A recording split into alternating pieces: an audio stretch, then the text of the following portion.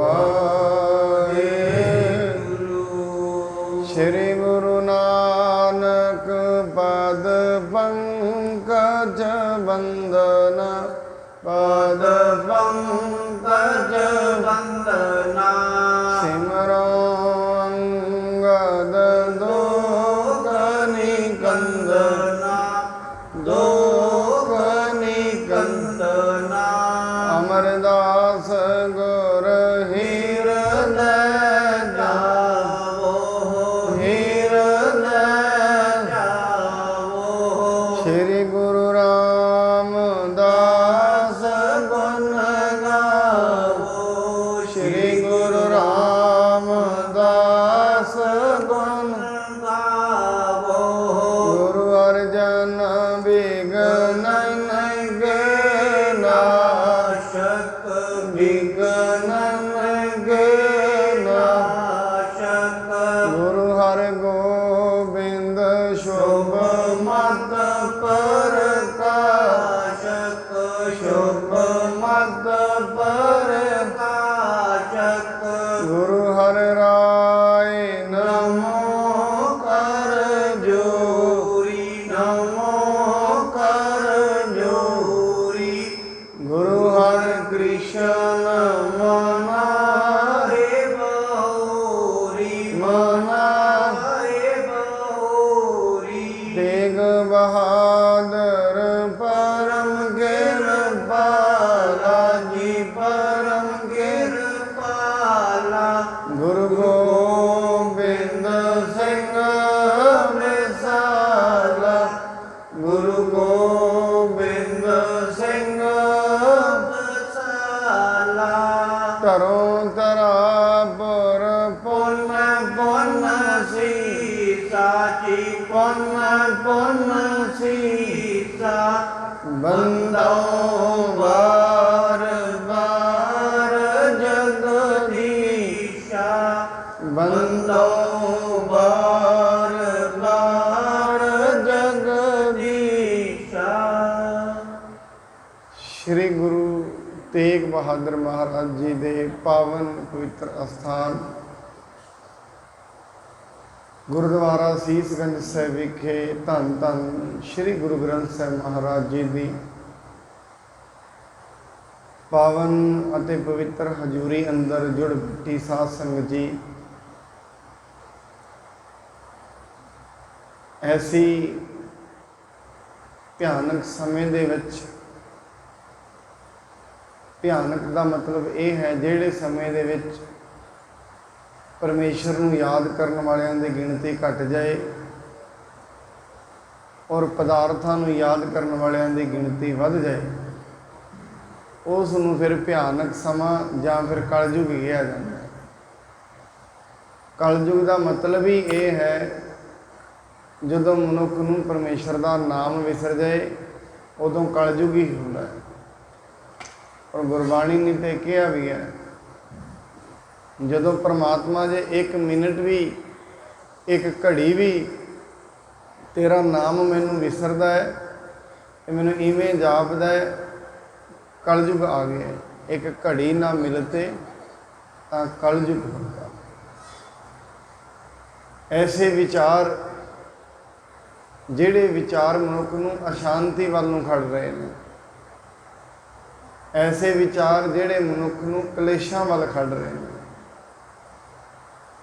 हंकार वाल खड़ते हैं, क्रोध वाल खड़ते हैं, ऐसे विचारों का बोलबाला होए और उस समय च मनुख गुरु की संगत च बैठे, गुरु की बाणी सुनन आए, उन्होंने फिर वडभागी गुरबाणी ने कहा, वडभागी हर संगत पावै, भागहीन भ्रम चोटां खावे।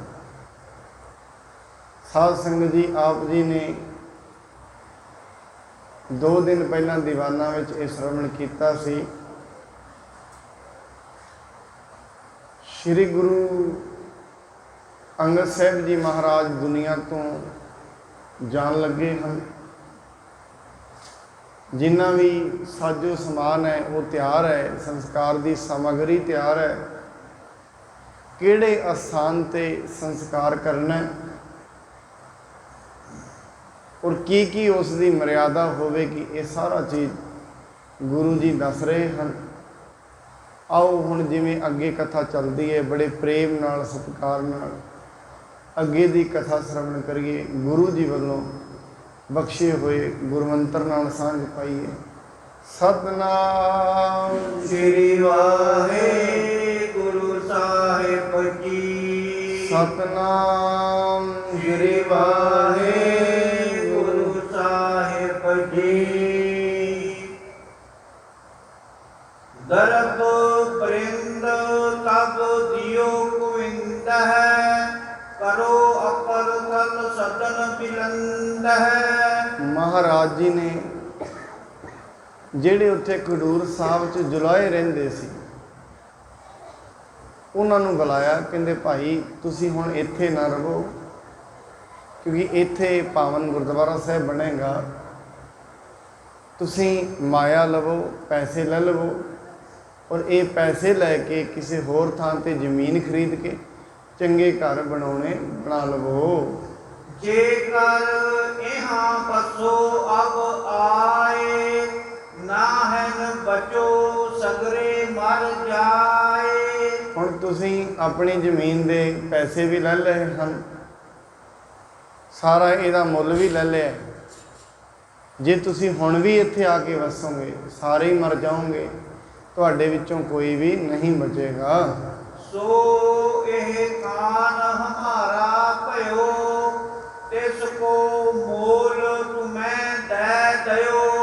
ਸੋ ਅੱਜ ਤੋਂ ਫਿਰ ਇਹ ਜਿਹੜਾ ਥਾਂ ਹੈ ਇਹ ਸਾਡਾ ਬਣ ਚੁੱਕਿਆ ਹੈ। ਅਸੀਂ ਆਪ ਜੀ ਨੂੰ ਇਸ ਦਾ ਮੁੱਲ ਦੇ ਦਿੱਤਾ ਹੈ। ਸੁਣ ਗੋਬਿੰਦ ਧਰ ਤਰਾਸ ਬਿਲੰਦ, ਲਿਓ ਦਰਬ ਜੋ ਦੀਨਸ ਬ੍ਰਿੰਦ। ਇਹ ਸੁਣ ਕੇ ਜੁਲਾਹਾ ਬਹੁਤ ਡਰ ਗਿਆ, ਤੇ ਜਿੰਨਾ ਵੀ ਪੈਸਾ ਗੁਰੂ ਜੀ ਉਹਨੂੰ ਦੇ ਰਹੇ ਸਨ, ਉਸਨੇ ਉਹ ਪੈਸਾ ਲੈ ਲਿਆ ਹੈ। ਪੁਨ ਸ੍ਰੀ ਅਮਰ ਸਿੱਖ ਸਮੁਦਾਏ, ਤਨ ਸਿਸ ਕਾਰਨ ਕੋ ਸਮਝਾਏ। ਫਿਰ ਗੁਰੂ ਅੰਗਦ ਸਾਹਿਬ ਜੀ ਹੁਣ ਸਿੱਖਾਂ ਨੂੰ ਸਮਝਾ ਰਹੇ ਨੇ ਤਨ ਦਾ ਸੰਸਕਾਰ ਕਿਵੇਂ ਕਰਨਾ, ਕਿਹੜੀ ਮਰਿਆਦਾ ਹੋਏਗੀ, ਕੀ ਤੁਸੀਂ ਚੀਜ਼ ਕਰਨੀ ਹੈ, ਕਿਸ ਚੀਜ਼ ਨੂੰ ਨਹੀਂ ਕਰਨਾ ਹੈ। ਜਹ ਕਰੀਰ ਹੋਵੇ ਤਰ ਹਰੋ, ਤਿਸ ਕੇ ਨਿਕਟ ਖਾਨ ਮਮ ਕਰੋ। ਮਹਾਰਾਜ ਜੀ ਕਹਿਣ ਲੱਗੇ ਜਿਹੜਾ ਕਰੀਰ ਦਾ ਰੁੱਖ ਹੈ, ਜਿੱਥੇ ਜੁਲਾਏ ਦਾ ਖੱਡਾ ਹੈ ਉਹਦੇ ਨਾਲ ਹੀ ਕਰੀਰ ਦਾ ਰੁੱਖ ਹੈ, ਉਹ ਕਰੀਰ ਦੇ ਰੁੱਖ ਦੇ ਕੋਲ ਮੇਰਾ ਸੰਸਕਾਰ ਕਰਨਾ ਹੈ। ਮੁਖ ਪ੍ਰਸੰਨ ਇਮ ਕਹਿ ਸਭ ਕਾਹੂ, ਕਿਰਿਓ ਕਮਲ ਜਨ ਜਲ ਕੇ ਮਾਹੂ। ਇਹ ਗੱਲ ਕਹਿ ਕੇ ਗੁਰੂ ਅੰਗਦ ਸਾਹਿਬ ਜੀ ਬੜੇ ਪ੍ਰਸੰਨ ਹੋਏ। ਇਵੇਂ ਲੱਗਦਾ ਹੈ ਜਿਵੇਂ ਜਲ ਦੇ ਵਿੱਚ ਕਮਲ ਬੜਾ ਖਿੜਦਾ ਹੈ, ਪਾਣੀ ਉਹਨੂੰ ਮਿਲਿਆ ਹੁੰਦਾ ਹੈ, ਐਵੇਂ ਗੁਰੂ ਸਾਹਿਬ ਜੀ ਬਹੁਤ ਹੀ ਪ੍ਰਸੰਨ ਹਨ। ਆਤੀ ਸੈ ਸੁੰਦਰਤਾ ਛਬ ਬਾਟੀ, ਲਾਲੀ ਅਰਨੋਦੈ ਸਮਗਾਟੀ। ਮਹਾਰਾਜ ਦੇ ਚਿਹਰੇ ਤੇ ਬੜੀ ਸੁੰਦਰਤਾ ਛਾਈ ਹੋਈ ਹੈ। ਇਵੇਂ ਲੱਗਦਾ ਜਿਵੇਂ ਸੂਰਜ ਦੇ ਡੁੱਬਣ ਦੇ ਸਮੇਂ ਲਾਲੀ ਹੁੰਦੀ ਹੈ, ਚੜ੍ਹਨ ਦੇ ਸਮੇਂ ਵੀ ਹੁੰਦੀ ਹੈ। ਐਸਾ ਲਾਲ ਰੰਗ, ਐਸੀ ਲਾਲੀ ਮੇਰੇ ਸਤਿਗੁਰੂ ਦੇ ਚਿਹਰੇ ਤੇ ਛਾਈ ਹੋਈ ਹੈ। ਕਮਲ ਪਤਰ ਸਮ ਬਿਸਦਿਕ ਸੇ ਲੋਚਨ, ਦੇਖਤ ਸਭ ਦਿਸ ਸੋਚ ਵਿਮੋਚਨ। ਕਮਲ ਦੇ ਪੱਤਿਆਂ ਜਿਵੇਂ ਨੈਣ ਖਿੜ ਰਹੇ ਨੇ, ਬਿਨਾਂ ਸੋਚ ਤੋਂ, ਬਿਨਾਂ ਕਿਸੇ ਵਿਚਾਰ ਤੋਂ ਗੁਰੂ ਸਾਹਿਬ ਜੀ ਸਾਰੀ ਦਿਸ਼ਾਵਾਂ ਵਿੱਚ ਵੇਖ ਰਹੇ ਹਨ। ਮੁਸਕਾਵਤ ਬੋਲਤ ਮਨ ਭਾਵਤ, ਸਿੱਖ ਸਭ ਪਿਖ ਕਰ ਬਲ ਬਲ ਜਾਵਤ। ਮਹਾਰਾਜ ਮਨ ਭਾਉਂਦਾ ਬੋਲ ਰਹੇ ਹਨ, ਜੋ ਵੀ ਵਿਚਾਰ ਆਉਂਦਾ ਬੋਲ ਰਹੇ ਨੇ। ਜਿੰਨੇ ਵੀ ਸਿੱਖ ਨੇ ਇਸ ਚੀਜ਼ ਨੂੰ ਵੇਖ ਕੇ ਬੜੇ ਖੁਸ਼ ਹੋ ਰਹੇ ਹਨ।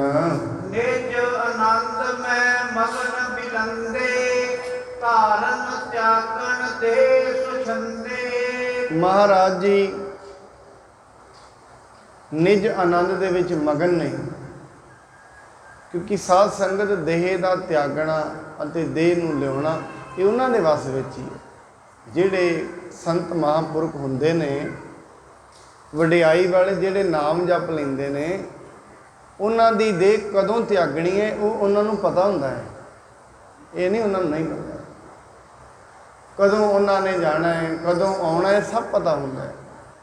ਕਿਹੜੇ ਸਰੀਰ 'ਚ ਮੁੜ ਕੇ ਆਉਣਗੇ, ਕਿਹੜੇ 'ਚ ਪਹਿਲਾਂ ਆਏ ਸੀ, ਇਹ ਸਾਰੀਆਂ ਵਸਤੂਆਂ ਆਪਣੀਆਂ ਵੀ ਦੱਸ ਦਿੰਦੇ ਨੇ, ਦੂਜਿਆਂ ਦੀ ਵੀ ਦੱਸ ਦਿੰਦੇ ਨੇ, ਕਿਉਂਕਿ ਇਹ ਨਾਮ ਜਪਣ ਵਾਲਿਆਂ ਦੀ ਪਛਾਣ ਹੁੰਦੀ ਹੈ। ਕਿਰਪਾ ਦ੍ਰਿਸ਼ਟ ਸੋ ਸਭ ਦਿਸ ਦੇਖਾ, ਦੀਨਸ ਦਰਸ਼ਨ ਆਨੰਦ ਵਿਸੇਖਾ। ਮਹਾਰਾਜ ਜੀ ਨੇ ਕਿਰਪਾ ਦੀ ਦ੍ਰਿਸ਼ਟੀ ਨਾਲ ਸਾਰੇ ਬੰਨੇ ਵੇਖਿਆ ਤੇ ਬੜੇ ਆਨੰਦ ਦੇ ਨਾਲ, ਆਨੰਦ ਮਗਨ ਹੋ ਕੇ ਮਹਾਰਾਜ ਜੀ ਦਰਸ਼ਨ ਦੇ ਰਹੇ ਹਨ। ਪੁਨ ਸਭ ਕੇ ਦੇਖਤ ਤਤਕਾਲ, ਪੌਂਡ ਗਏ ਸ਼੍ਰੀ ਗੁਰੂ ਕਿਰਪਾਲ। ਦੇਖਦਿਆਂ ਹੀ ਦੇਖਦਿਆਂ ਸਾਰੇ ਲੋਕ ਵੇਖ ਰਹੇ ਨੇ, ਮਹਾਰਾਜ ਜੀ ਲੰਮੇ ਪੈ ਗਏ, ਬੈਠੇ ਸਨ, ਦੇਖਦਿਆਂ ਹੀ ਦੇਖਦਿਆਂ ਲੰਮੇ ਪੈ ਗਏ ਹਨ। ਊਪਰ ਬਿਸਤ ਬਸਤਰ ਕੋ ਲੀਨਾ, ਪਰਮ ਧਾਮ ਪ੍ਰਸਥਾਨੋ ਕੀਨਾ। ਮਹਾਰਾਜ ਜੀ ਨੇ ਆਪਣੇ ਉੱਤੇ ਚਿੱਟਾ ਵਸਤਰ ਲਿਆ, ਬਸ ਉਦੋਂ ਹੀ ਪਰਮ ਧਾਮ ਨੂੰ ਚਲੇ ਗਏ, ਆਪਣੀ ਮਰਜ਼ੀ ਨਾਲ ਗਏ। ਇਹ ਨਹੀਂ ਵੀ ਕੋਈ ਲੈਣ ਆਇਆ, ਕੋਈ ਜੰਮ ਆਇਆ, ਐਸਾ ਨਹੀਂ ਹੁੰਦਾ। ਗੁਰੂ ਤੇ ਆਪ, ਗੁਰ ਪਰਮੇਸ਼ਰ ਇੱਕ ਹੋ ਜਾਣ, ਗੁਰੂ ਤੇ ਪਰਮੇਸ਼ਰ ਇੱਕ ਹੀ ਹੁੰਦੇ ਨੇ। ਮਹਾਰਾਜ ਜੀ ਨੇ ਵਸਤਰ ਲਏ ਸੋਹਣੇ, ਸਾਰੇ ਸਿੱਖਾਂ ਨੂੰ ਪਹਿਲਾਂ ਮਿਲ ਹੀ ਲਏ ਸਨ ਤੇ ਨਾਲ ਦੀ ਨਾਲ ਮਹਾਰਾਜ ਸੱਚਖੰਡ ਚਲੇ ਗਏ ਹਨ। ਇਤਰ ਸ੍ਰੀ ਅਮਰ ਸਿੱਖੇ ਜੇ ਸਾਰੇ, ਆਇਸ ਤੇ ਉਰ ਸੌਂਪ ਨਿਵਾਰੇ। ਇੱਧਰਲੀ ਸਾਈਡ ਗੁਰੂ ਅਮਰਦਾਸ ਜੀ, ਜਿੰਨੇ ਵੀ ਹੋਰ ਸਿੱਖ ਸਨ, ਕੋਈ ਵੀ ਸ਼ੋਕ ਨਹੀਂ ਕਰ ਰਿਹਾ, ਕੋਈ ਗੁਰੂ ਜੀ ਸਮਝਾ ਕੇ ਗਏ ਨੇ, ਸਭ ਕੁਝ ਸਮਝਾ ਕੇ ਗਏ ਨੇ। ਭਾਈ ਜਦੋਂ ਅਸੀਂ ਜਾਈਏ ਕਿਸੇ ਨੇ ਰੋਣਾ ਨਹੀਂ ਹੈ ਪਿੱਛੋਂ, ਔਰ ਨਾ ਰੋਣ ਦਾ ਇੱਕ ਕਾਰਨ ਵੀ ਹੈ।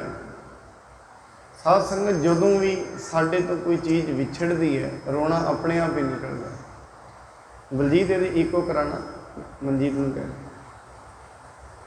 ਅਸਲ ਦੇ ਵਿੱਚ ਜਦੋਂ ਵੀ ਕਿਸੇ ਚੀਜ਼ ਦਾ ਵਿਛੋੜਾ ਹੁੰਦਾ ਹੈ, ਜਦੋਂ ਵੀ ਕੋਈ ਚੀਜ਼ ਸਾਡੇ ਤੋਂ ਜਾਂਦੀ ਹੈ, ਰੋਣਾ ਆਪਣੇ ਆਪ ਹੀ ਆ ਜਾਂਦਾ, ਕਿਉਂਕਿ ਉਸ ਵਸਤੂ ਦੇ ਨਾਲ ਸਾਡੀਆਂ ਭਾਵਨਾਵਾਂ ਜੁੜੀਆਂ ਹੁੰਦੀਆਂ ਨੇ, ਸਾਡੇ ਆਪਣੇ ਅੰਦਰ ਦੇ ਦਿਲੀ ਵਲਵਲੇ ਜੁੜੇ ਹੁੰਦੇ ਨੇ। ਇਸ ਕਰਕੇ ਮਹਾਰਾਜ ਜੀ ਕਹਿ ਕੇ ਗਏ, ਭਾਈ ਰੋਣਾ ਨਹੀਂ ਹੈ, ਕਿਉਂਕਿ ਦੁਨੀਆ ਦੇ ਉੱਤੇ ਜਿਹੜੀ ਵੀ ਚੀਜ਼ ਮਿਲਦੀ ਹੈ ਉਹਦਾ ਜਿਹੜਾ ਵਿਛੜਨਾ ਜ਼ਰੂਰੀ ਹੈ, ਉਹ ਵਿਛੜਦੀ ਜ਼ਰੂਰ ਹੈ, ਔਰ ਚੀਜ਼ ਪੈਦਾ ਹੀ ਤਾਂ ਹੁੰਦੀ ਹੈ ਉਹ ਵਿਛੜੇ। ਇਹ ਤੇ ਨਵੀਂ ਖੇਡ ਨਹੀਂ ਹੈ, ਸਾਡੇ ਤੋਂ ਕੀ ਨਹੀਂ ਵਿਛੜਿਆ ਹੁਣ ਤਾਈਂ। ਜਿਹੜੇ ਬੱਚੇ ਸਨ ਉਹਨਾਂ ਤੋਂ ਬਚਪਨ ਵਿਛੜ ਗਿਆ, ਹੁਣ ਜਵਾਨ ਹੋ ਗਏ ਨੇ, ਜਵਾਨਾਂ ਤੋਂ ਜਵਾਨੀ ਵਿਛੜ ਗਈ, ਹੁਣ ਅਧਖੜ ਹੋ ਗਏ ਨੇ। ਔਰ ਜਿਹੜੇ 45-50 ਸਾਲਾਂ ਦੇ ਨੇ ਉਹਨਾਂ ਤੋਂ ਇਹ ਅਧਖੜ ਉਮਰ ਵਿਛੜ ਗਈ, ਹੁਣ ਬਜ਼ੁਰਗ ਹੋ ਗਏ ਨੇ, ਕਿੰਨਾ ਕੁਝ ਵਿਛੜ ਗਿਆ। ਵਾਲ ਕਾਲੇ ਸਨ, ਹੁਣ ਸਫੇਦ ਹੋ ਗਏ ਨੇ, ਵਿਛੜ ਗਿਆ। ਕਈ ਵਾਰੀ ਮਨੁੱਖ ਬਿਮਾਰ ਹੁੰਦਾ ਹੈ, ਸਵਾਸਥਿਆ ਵੀ ਵਿਛੜ ਜਾਂਦਾ ਹੈ। ਬਹੁਤ ਕੁਝ ਮਨੁੱਖ ਦੀ ਜ਼ਿੰਦਗੀ 'ਚ ਵਿਛੜ ਰਿਹਾ, ਉਹ ਸਾਰਾ ਦਿਨ ਵਿਛੋੜਾ ਹੀ ਹੋ ਰਿਹਾ। ਪਰ ਯਾਦ ਰੱਖਣਾ ਸਾਧ ਸੰਗਤ, ਗੁਰੂ ਜੀ ਤੇ ਇਹ ਵੀ ਸਮਝਾਉਂਦੇ ਨੇ, ਇੱਕ ਇੱਕ ਸੈਕਿੰਡ ਤੇਰੇ ਸਾਹ ਵੀ ਵਿਛੜ ਰਹੇ ਨੇ। ਸਾਡੀ ਆਤਮਾ ਦਾ, ਜੀਵ ਆਤਮਾ ਦਾ ਤੇ ਸਰੀਰ ਦਾ ਵਿਛੋੜਾ ਹੋਣਾ ਇੱਕ ਦਿਨ, ਤੇ ਗੁਰਬਾਣੀ ਕਹਿੰਦੀ ਹੈ ਉਹ ਦਿਨ ਪੱਕਾ ਹੈ। ਉਹ ਪਹਿਲਾਂ ਹੀ ਰੱਬ ਨੇ ਦਿਨ ਪੱਕਾ ਮੁਕਰਰ ਕੀਤਾ ਹੋਇਆ ਜਿੱਦਣ ਇਹ ਵਿਛੋੜਾ ਹੋਣਾ ਹੈ। ਹੁਣ ਉਹ ਕਿੱਦਣ ਹੋਏਗਾ, ਉਹ ਦਿਨ ਕੈਸਾ ਹੋਏਗਾ, ਕਿਹੜੇ ਤਰੀਕੇ ਨਾਲ ਹੋਏਗਾ, ਕਿਸੇ ਨੂੰ ਨਹੀਂ ਪਤਾ। ਪਰ ਗੁਰਬਾਣੀ ਦੇ ਵਿੱਚ ਇੱਕ ਅਚਰਜਤਾ ਦੀ ਗੱਲ ਆਉਂਦੀ ਹੈ, ਕਿਆ ਜਾਣਾ ਕਿਵੇਂ ਮਰਾਂਗੇ, ਕੈਸਾ ਮਰਨਾ ਹੋ, ਕਿਵੇਂ ਮਰਾਂਗੇ, ਮਰਨ ਕੈਸਾ ਹੋਏਗਾ, ਕਿਸੇ ਨੂੰ ਨਹੀਂ ਪਤਾ। ਅੱਜ ਤਾਈਂ ਲੋਕਾਂ ਨੂੰ ਸੁਣਿਆ, ਕੋਈ ਐਕਸੀਡੈਂਟ 'ਚ ਚਲਾ ਗਿਆ, ਕੋਈ ਹਾਰਟ ਅਟੈਕ ਨਾਲ ਚਲਾ ਗਿਆ। ਇੱਕ ਦਿਨ ਜਿਹੜੇ ਮਨੁੱਖ ਸੁਣ ਰਹੇ ਨੇ, ਇੱਕ ਦਿਨ ਉਹਨਾਂ ਨੇ ਵੀ ਜਾਣਾ ਹੈ, ਫਿਰ ਲੋਕ ਉਹਨਾਂ ਬਾਰੇ ਸੁਣਨਗੇ, ਅੱਜ ਫਲਾਣਾ ਵੀ ਚਲਾ ਗਿਆ। ਵਿਛੋੜਾ ਹੋ ਰਿਹਾ। ਗੁਰੂ ਜੀ ਇਸ ਕਰਕੇ ਸਮਝਾ ਕੇ ਗਏ, ਰੋਣਾ ਨਹੀਂ ਹੈ। ਕਿਉਂ ਰੋਣਾ ਹੈ? ਤੇ ਪਹਿਲਾਂ ਰੋਵੋ, ਕਿਉਂਕਿ ਰੋਜ਼ ਰੋਵੋ, ਰੋਜ਼ ਤੇ ਮੌਤ ਤੇ ਰੋਜ਼ ਆ ਰਹੀ ਹੈ, ਉਸ ਦਿਨ ਥੋੜੀ ਨਾ ਆਈ ਹੈ। ਉਸ ਦਿਨ ਤੇ ਸਿਰਫ ਪ੍ਰਗਟ ਹੋਈ ਹੈ। ਜਿਵੇਂ ਅਸੀਂ ਕਹਿੰਦੇ ਆ ਮਨੁੱਖ ਰੋਜ਼-ਰੋਜ਼ ਵਕਾਰੀ ਬਣਦਾ ਹੈ। ਇਸ ਕਰਕੇ ਜੇ ਉਹਦੇ ਵਕਾਰਪਣੇ ਤੇ ਵੇਖਣਾ ਹੈ, ਰੋਜ਼ ਵੇਖੋ। ਅਸੀਂ ਉਦਣ ਵੇਖਦੇ ਹਾਂ ਜਿਸ ਦਿਨ ਕੋਈ ਚੋਰੀ ਕਰ ਲੈਂਦਾ, ਕੋਈ ਮਾੜਾ ਕੰਮ ਕਰ ਦਿੰਦਾ, ਇਹ ਬੜਾ ਵਕਾਰੀ ਹੈ। ਨਹੀਂ, ਵਕਾਰੀ ਇੱਕ ਦਿਨ 'ਚ ਨਹੀਂ ਬਣਿਆ, ਰੋਜ਼-ਰੋਜ਼ 'ਚ ਬਣਿਆ। ਕੋਈ ਮਨੁੱਖ ਸੰਤ ਬਣਿਆ, ਰੱਬ ਦਾ ਭਗਤ ਬਣਿਆ, ਇੱਕ ਦਿਨ 'ਚ ਨਹੀਂ ਬਣਿਆ, ਰੋਜ਼-ਰੋਜ਼ ਬਣਿਆ।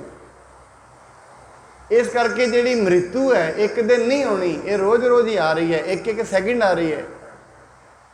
ਔਰ ਗੁਰੂ ਜੀ ਤਾਂ ਕਹਿੰਦੇ ਨੇ ਮ੍ਰਿਤੂ ਤੇਰੇ ਨਾਲ ਹੀ ਚੱਲ ਰਹੀ ਹੈ। ਜਿਸ ਦਿਨ ਦਾ ਤੂੰ ਜਨਮੇ ਹੈ ਉਸ ਦਿਨ ਦੀ ਮ੍ਰਿਤੂ ਹੋ ਰਹੀ ਹੈ। ਜੋ ਜਨਮੈ ਤਿਸ ਸਰ ਪਰ ਮਰਨਾ। ਜਿਸ ਦਿਨ ਜੀਵਨ ਹੋਇਆ ਉਸੇ ਦਿਨ ਮ੍ਰਿਤੂ ਚੱਲ ਪਈ। ਐਸੀ ਕਮਾਲ ਦੀ ਖੇਡ। ਜਿਸ ਦਿਨ ਸਾਹ ਪਏ ਉਸੇ ਦਿਨ ਸਾਹ ਘਟਣੇ ਸ਼ੁਰੂ ਹੋ ਗਏ। ਜਿਵੇਂ ਅੱਜ ਕੋਈ ਸਾਨੂੰ 50,000 ਰੁਪਇਆ ਦੇ ਕੇ ਜਾਏ, ਹੁਣ ਦੇ ਕੇ ਹੁਣ ਗਿਆ, ਹੁਣੀ ਤੋਂ ਅਸੀਂ ਉਹਨੂੰ ਖਾਣਾ ਸ਼ੁਰੂ ਕਰਦੇ, ਮਤਲਬ ਘਟਣੇ ਤੇ ਹੁਣੀ ਸ਼ੁਰੂ ਹੋ ਗਏ। 6 ਮਹੀਨਿਆਂ 'ਚ, 7 ਮਹੀਨਿਆਂ 'ਚ, 10 ਮਹੀਨਿਆਂ 'ਚ ਖਤਮ ਹੋ ਜਾਣਗੇ। ਐਵੇਂ ਸਾਹ ਨਹੀਂ। ਔਰ ਸਾਹਾਂ ਦੇ ਇੱਕ ਨਾ ਇੱਕ ਦਿਨ ਐਸਾ ਵਿਛੋੜਾ ਪੈਣਾ, ਇਹ ਸਾਡੇ ਤੋਂ ਵਿਛੜ ਜਾਣਗੇ। ਇਸ ਕਰਕੇ ਗੁਰੂ ਮਹਾਰਾਜ ਜੀ ਕਹਿ ਕੇ ਗਏ ਨੇ, ਕਿਸੇ ਨੇ ਵੀ ਰੋਣਾ ਨਹੀਂ ਹੈ। ਸਭ ਮਿਲ ਕਰਹਿ ਕੀਰਤਨ ਚਾਰ, ਉੱਚੇ ਉਚਰਹਿ ਜੈ ਜੈਕਾਰ। ਹੁਣ ਜਿੰਨੇ ਵੀ ਨੇ ਸਾਰੇ ਮਿਲ ਕੇ ਕੀਰਤਨ ਕਰ ਰਹੇ ਨੇ। ਇਹ ਨਹੀਂ ਉੱਥੇ ਰੋਣ ਹੜਾਪਾ ਹੋ ਰਿਹਾ, ਕੀਰਤਨ ਹੋ ਰਿਹਾ। ਤੇ ਉੱਚੀ ਉੱਚੀ ਆਵਾਜ਼ ਦੇ ਵਿੱਚ ਜੈ ਜੈਕਾਰ ਦੇ ਸ਼ਬਦ, ਗੁਰੂ ਅੰਗਦ ਸਾਹਿਬ ਜੀ ਦੀ ਜੈ ਜੈ ਜੈਕਾਰ ਦੇ ਸ਼ਬਦ ਉਚਾਰਨ ਕਰ ਰਹੇ ਹਨ। ਉਨ ਵਿਵਾਨ ਨੀਕੋ ਬਨਵਾਏ, ਮਾਲ ਵਿਸਾਲ ਪੁਸਕ ਪੁਸਕ ਲਰਕਾਵ। ਮਹਾਰਾਜ ਜੀ ਵਾਸਤੇ ਫਿਰ ਇੱਕ ਸੋਹਣੀ, ਜਿਹਨੂੰ ਆਪਾਂ ਅਰਥੀ ਕਹਿੰਦੇ ਆ, ਵਿਵਾਨ ਕਿਹਾ ਜਾਂਦਾ, ਉਹ ਬਣਾਇਆ ਗਿਆ। ਉਹਦੇ ਚਾਰੋਂ ਤਰਫ ਉਹਨਾਂ ਦੇ ਸਰੀਰ ਮਹਾਰਾਜਾ ਉੱਥੇ ਸੁਸ਼ੋਭਿਤ ਹੋਇਆ। ਚਾਰੋਂ ਤਰਫ ਸੋਹਣੇ ਸੋਹਣੇ ਫੁੱਲ ਵੀ ਲਟਕਾਏ ਗਏ ਹਨ। ਸੁੰਦਰ ਬਸਤਰ ਲਾਏ ਦਿਸ ਚਾਰ, ਮਿਲ ਬਹੁਤਨ ਸੁਭ ਰੀਤ ਸੁਧਾਰ। ਕਈਆਂ ਨੇ, ਸਾਰਿਆਂ ਨੇ ਮਿਲ ਕੇ ਵਿਵਾਨ ਦੇ ਚਾਰੋਂ ਤਰਫ ਸੋਹਣੇ ਸੋਹਣੇ ਵਸਤਰ ਵੀ ਲਗਾ ਦਿੱਤੇ ਹਨ। ਸਤਿਗੁਰ ਤਨ ਕਰਵਾਏ ਸਨਾਨ, ਬਰ ਅੰਬਰ ਉਪਰ ਕੋ ਤਾਨ। ਮਹਾਰਾਜ ਜੀ ਨੂੰ ਜਿਹੜਾ ਉਹ ਸਰੀਰ ਨੂੰ ਅਸੀਂ ਕਿਰਿਆ ਕਰਦੇ ਹਾਂ ਇਸ਼ਨਾਨ ਕਰਾਉਣ ਦੀ, ਫਿਰ ਬਾਅਦ 'ਚ ਗੁਰੂ ਅੰਗਦ ਸਾਹਿਬ ਜੀ ਦੇ ਪਾਵਨ ਸਰੀਰ ਨੂੰ ਇਸ਼ਨਾਨ ਕਰਾਇਆ ਗਿਆ ਹੈ।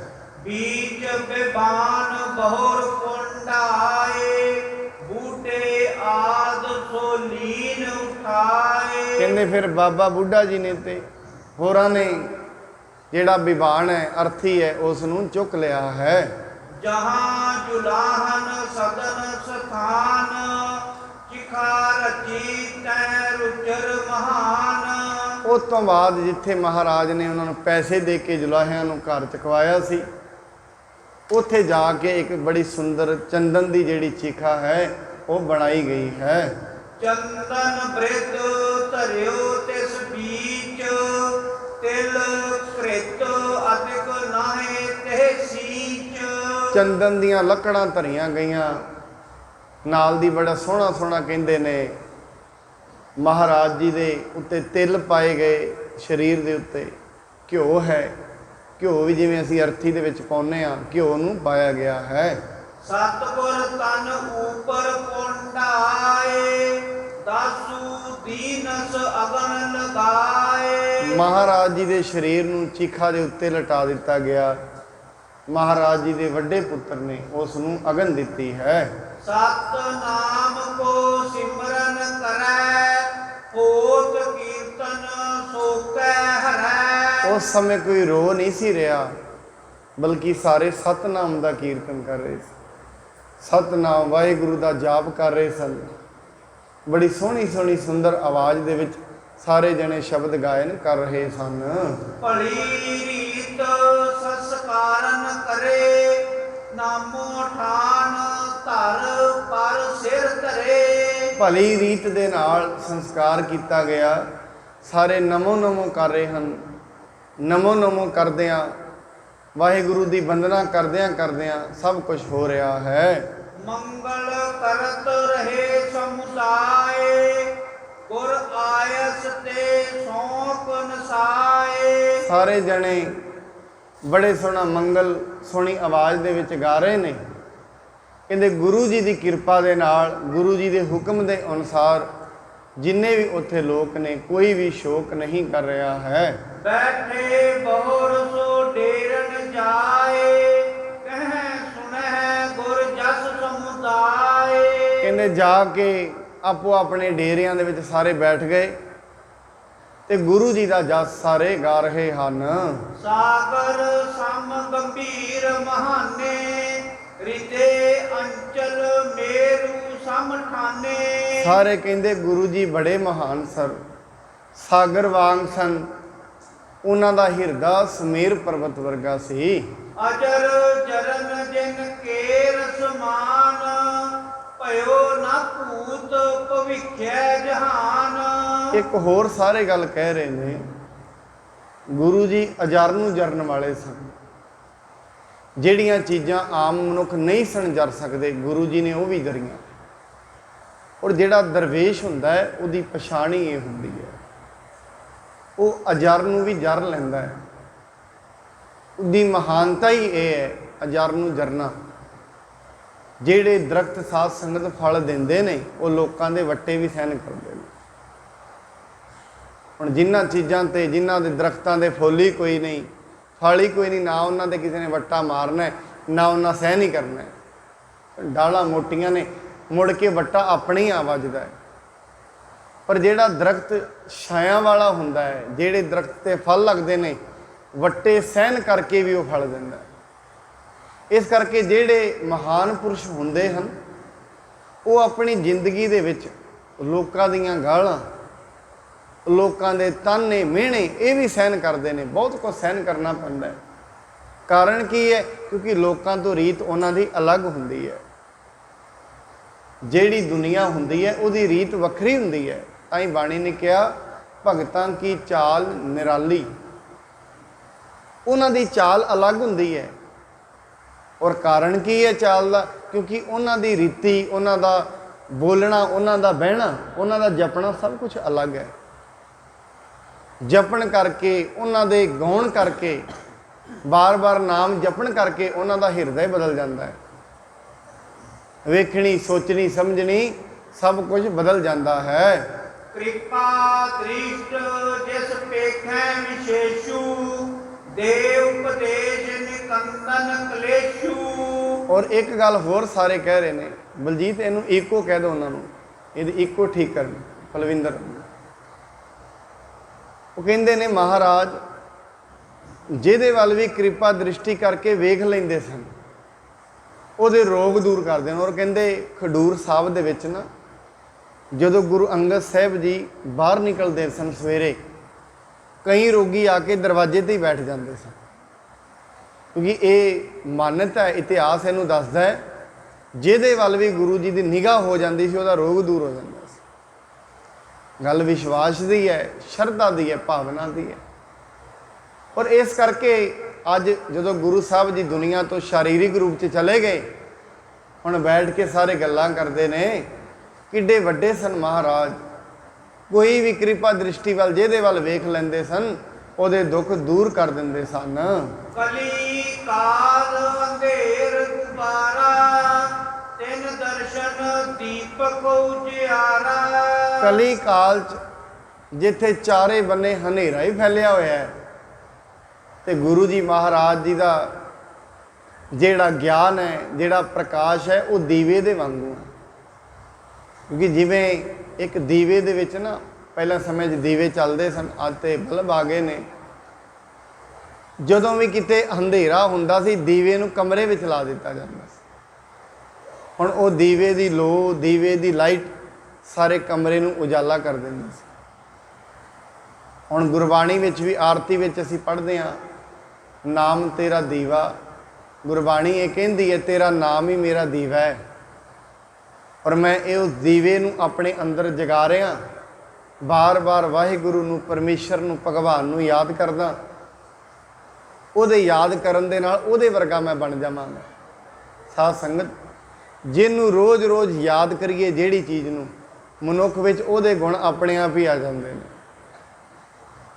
ਜਿਹੜੇ ਮਨੁੱਖ ਜਿਹੜੀ ਚੀਜ਼ ਨੂੰ ਬਾਰ-ਬਾਰ ਯਾਦ ਕਰੀ ਜਾਣਗੇ, ਹੁਣ ਜਿਹੜੇ ਦੁੱਖਾਂ ਨੂੰ ਯਾਦ ਕਰੀ ਜਾਂਦੇ ਨੇ ਉਹਨਾਂ ਵਿੱਚ ਦੁੱਖ ਆ ਜਾਂਦੇ ਨੇ।